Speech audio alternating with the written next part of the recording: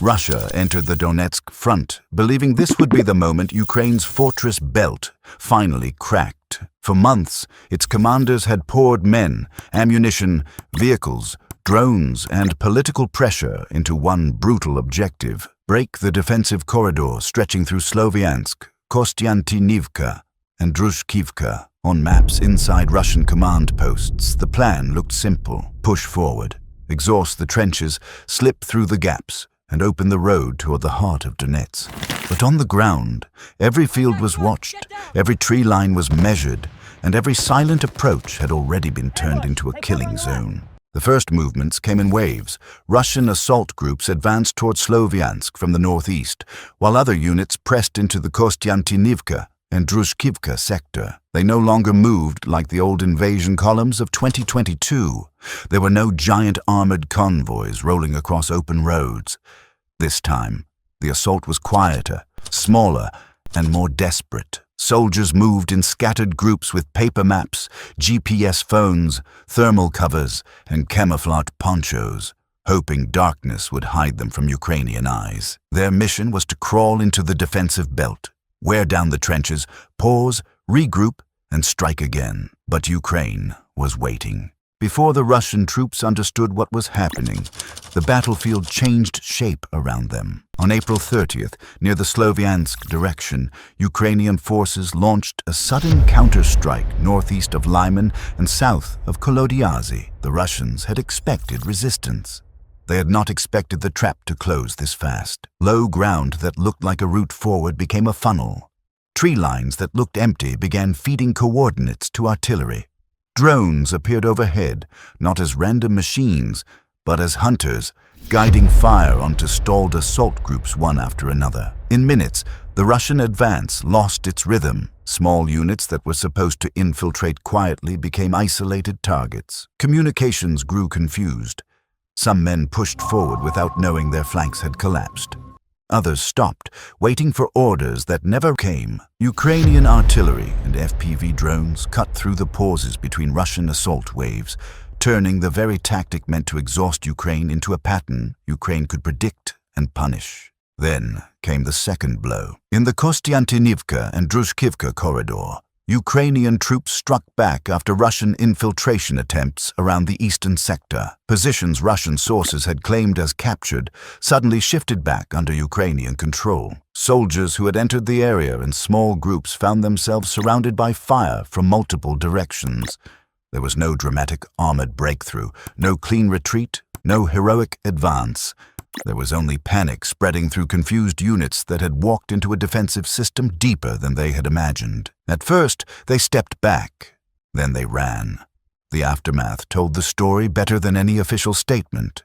Abandoned positions, equipment left behind, wounded men unable to move with the retreat. Routes that had been planned for assault became routes of escape. Ukrainian forces did not simply stop the attack, they followed it, pushing into the gaps left by fleeing Russian groups and strengthening new defensive lines around the fortress belt. This was not just a fight for a village or a trench.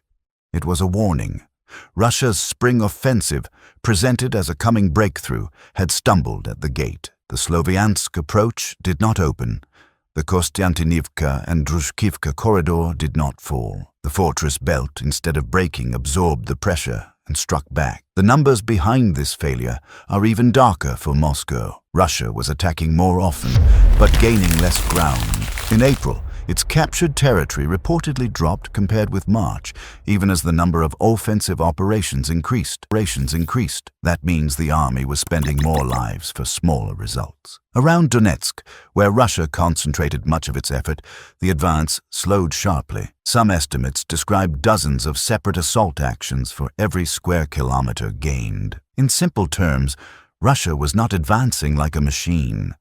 It was grinding itself forward by inches, and every inch was expensive. The manpower crisis behind Russia's assault is becoming impossible to hide. Reports from the battlefield describe losses so heavy that 1,000 casualties a day has become part of the rhythm of war. The burden is not falling evenly across Russia. Poorer regions, distant republics, prison recruits, low-income towns, and men with few options are carrying much of the cost. For many, The contract bonus is presented as a way out of poverty. For the Kremlin, it is a way to delay full mobilization. For the front line, it produces units that are often undertrained, badly prepared, and pushed into one of the most dangerous battlefields on Earth. That is why Russian tactics now look so strange. Tanks and armored vehicles are no longer always available in the numbers needed. Older Soviet equipment is being pulled from storage, patched together, and sent forward against modern drones. In some places, soldiers attack on motorcycles, ATVs, and even light civilian vehicles. These machines move fast, but speed does not save them when Ukrainian FPV drones are already watching the roads. What once looked like adaptation now looks like desperation. The equipment shortage feeds the morale crisis.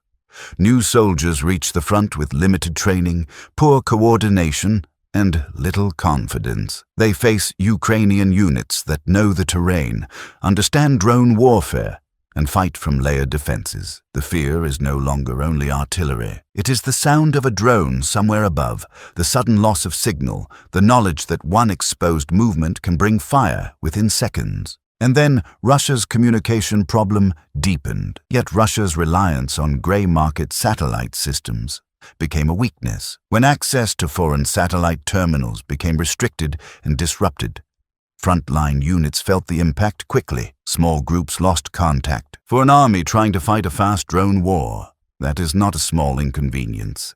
It is a wound inside the nervous system. Ukraine moved in the opposite direction. Its forces strengthened communications behind the front, including physical lines that are harder for electronic warfare to disrupt. That is why the fortress belt matters so much. It is not just concrete, trenches, mines, and shelters. Russia's old hope was that mass would eventually defeat defense. But in Donetsk, mass is becoming a liability. The more troops Russia sends into narrow approaches, the more targets Ukraine receives. Near Pokrovsk, the same pressure is visible. Russian forces are trying to gather strength for another push, but every redeployment weakens another sector. This is how the war has changed. Victory is no longer decided only by huge tank columns or dramatic breakthroughs. It is decided by drones, sensors, small teams, hidden cables, exhausted battalions, and the ability to strike at exactly the moment an enemy formation begins to break. Putin promised momentum. Donetsk was supposed to become proof that Russia could still overpower Ukraine by force. Instead, the battlefield is showing a different picture. Russia is attacking more and advancing less. It is paying more money for weaker recruits. It is losing vehicles it cannot easily replace.